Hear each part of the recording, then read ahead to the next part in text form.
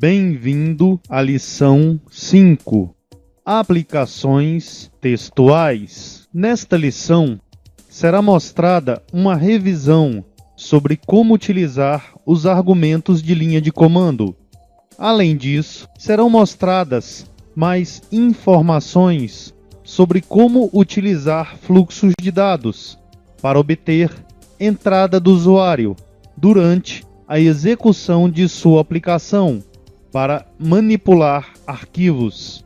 Ao final desta lição, o estudante será capaz de obter entrada através da linha de comando, explicar como manipular propriedades do sistema, ler através da entrada padrão, ler e escrever em arquivos. Como já foi visto, Java permite ao usuário enviar dados na linha de comando para a classe que está sendo executada.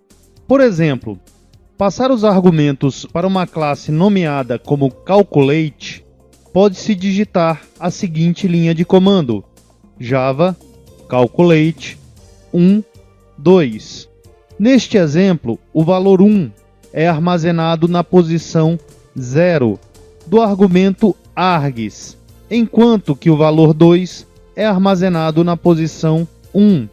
Deste modo, a finalidade de declarar string args como um argumento no método main fica clara. Passaremos agora para o NetBeans. Na palheta Projects, iremos pressionar o botão direito do mouse em cima do nosso projeto. Selecionamos a opção Properties. Selecionamos a opção Run. Podemos informar os argumentos no campo Arguments. Além de passar argumentos ao método main, também é possível manipular propriedades do sistema a partir da linha de comando.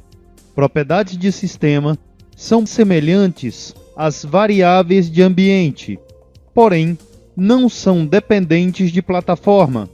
Uma propriedade é simplesmente um mapeamento entre o nome da propriedade e o seu valor correspondente. Isto é representado com a classe Properties. A classe System provê alguns métodos para determinar as propriedades correntes do sistema. O método getProperties retorna um objeto do tipo Properties. O método getProperty possui duas formas. A primeira, retorna um valor de uma propriedade do sistema, indicada pela chave especificada. Retorna nulo se não houver nenhuma propriedade com a chave especificada. E a segunda, retorna também o valor de uma propriedade do sistema, indicada pela chave especificada. Retorna uma string default, informado como segundo argumento, se não houver nenhuma propriedade com a chave especificada. Iremos manipular diretamente as propriedades do sistema. É possível utilizar a opção "-d" como argumento da linha de comando para incluir uma nova propriedade. Por exemplo, Java "-d", o nome da propriedade, igual ao seu valor. Por exemplo, na propriedade de sistema user.home, iremos inserir o valor Philippines. Vamos digitar o seguinte comando: Java "-d user.home igual a Philippines. Para exibir a lista de propriedades do sistema disponíveis e seus valores correspondentes, deve-se utilizar o método getProperties. Como se segue: system.getProperties.list, entre parênteses, system.out. Isto irá mostrar uma lista de propriedades do sistema.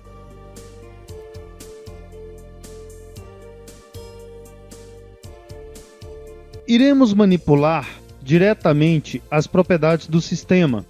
É possível utilizar a opção "-d" como argumento da linha de comando para incluir uma nova propriedade. Java "-d", o nome da propriedade igual ao seu valor. Por exemplo, na propriedade de sistema user.home, iremos inserir o valor Philippines. Vamos digitar o seguinte comando: java-d user.home igual a Philippines. Para exibir a lista de propriedades do sistema disponíveis e seus valores correspondentes, deve-se utilizar o método getProperties, system.getProperties.list, entre parênteses, system.out. Isto irá mostrar uma lista de propriedades do sistema. A instrução anterior produzirá o seguinte resultado: ao invés de obter uma entrada do usuário através da linha de comando, a maioria dos usuários prefere entrar com os dados quando requisitados pela classe, enquanto ela estiver em execução. Um modo de se realizar isto é com o uso de fluxos. Um fluxo é uma abstração de um arquivo ou de um dispositivo que permite ler ou escrever uma série de itens. Eles são conectados com dispositivos físicos, tais como teclados, consoles e arquivos. Há dois tipos gerais de fluxo de dados: fluxo de bytes e fluxo de caracteres. Os fluxos de bytes são para os dados binários, enquanto que os fluxos de caracteres são para os caracteres Unicode. System-in e System-out são dois exemplos de objetos de fluxo de bytes pré-definidos pelo Java. O primeiro, por padrão, refere-se ao teclado e o último ao monitor. Para ler caracteres do teclado, utilizamos a System-in, que é um fluxo de bytes traduzido em um objeto do tipo BufferedReader. O método read do objeto do tipo BufferedReader é utilizado para ler do dispositivo de entrada. Passaremos agora para o NetBeans.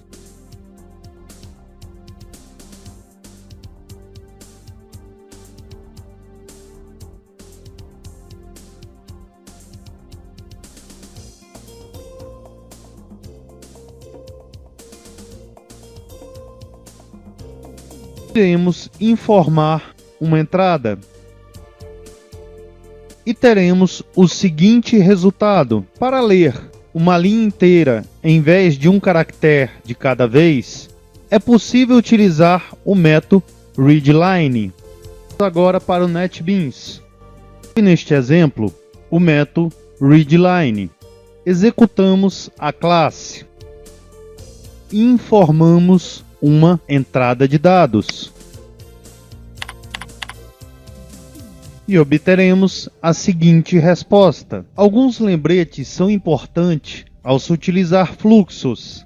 Primeiro, não esqueça de importar o pacote Java.io, como mostrado nos exemplos. Segundo, ao ler fluxos, é possível que ocorram exceções. Não se deve esquecer de tratar estas exceções utilizando o bloco try-catch ou de indicá-las na cláusula throws do método. Em alguns casos, as entradas de dados são armazenadas nos arquivos. Além disso, há também situações na qual queremos armazenar a saída de uma determinada classe para um arquivo. Para ler o arquivo, pode-se utilizar a classe FileInputStream. Este é um dos construtores desta classe, FileInputStream string FileName. O construtor cria uma conexão para um arquivo real, cujo nome será especificado como um argumento. Uma exceção do tipo FileNotFoundException é lançada quando o arquivo não existe ou não pode ser aberto para leitura.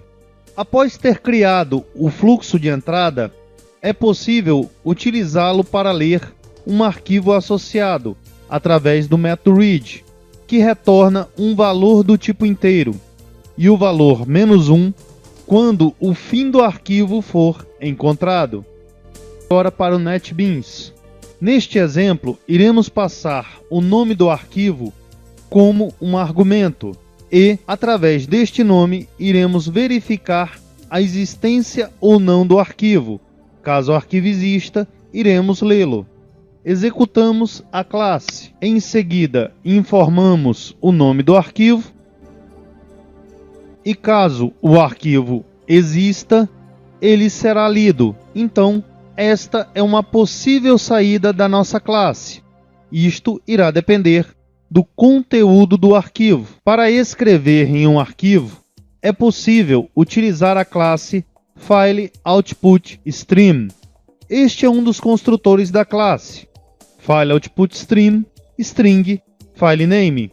O construtor vincula um fluxo de saída a um arquivo real para escrita. Uma exceção do tipo FileNotFoundException é lançada quando o arquivo não puder ser aberto para escrita. Uma vez que o fluxo de saída é criado, pode-se utilizá-lo para escrever no arquivo vinculado, através do método write, que possui a seguinte assinatura: void write int b. O argumento b refere-se ao dado a ser escrito para o arquivo real, associado ao fluxo de saída. Agora para o NetBeans. A seguinte classe demonstra a escrita em um arquivo. Primeiro, é solicitado o nome desta classe. Em seguida, o arquivo é aberto para escrita. Através de uma solicitação de dados letra a letra, iremos inserindo no arquivo, até que seja informado o caractere $.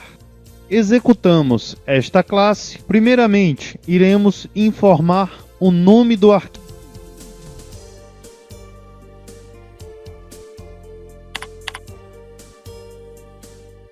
Informar o conteúdo do arquivo.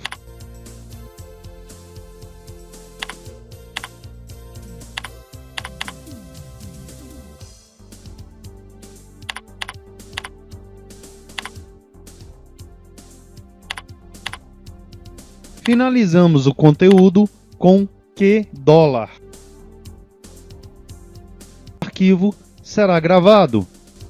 Acessamos a palheta Files e nesta se encontra o arquivo informado e ao abri-lo veremos o conteúdo que foi digitado. Nesta lição vimos argumentos de linha de comando e propriedades do sistema, obtendo a entrada da linha de comando, manipulando propriedades do sistema, lendo da entrada padrão, utilizar o objeto system_in, utilizar a classe BufferedReader, utilizar o método read, manipulação de arquivo, lendo um arquivo utilizando a classe FileInputStream e o método read, escrevendo em um arquivo utilizando a classe FileOutputStream e o método write. Os seguintes parceiros tornaram o Jedi possível em língua portuguesa: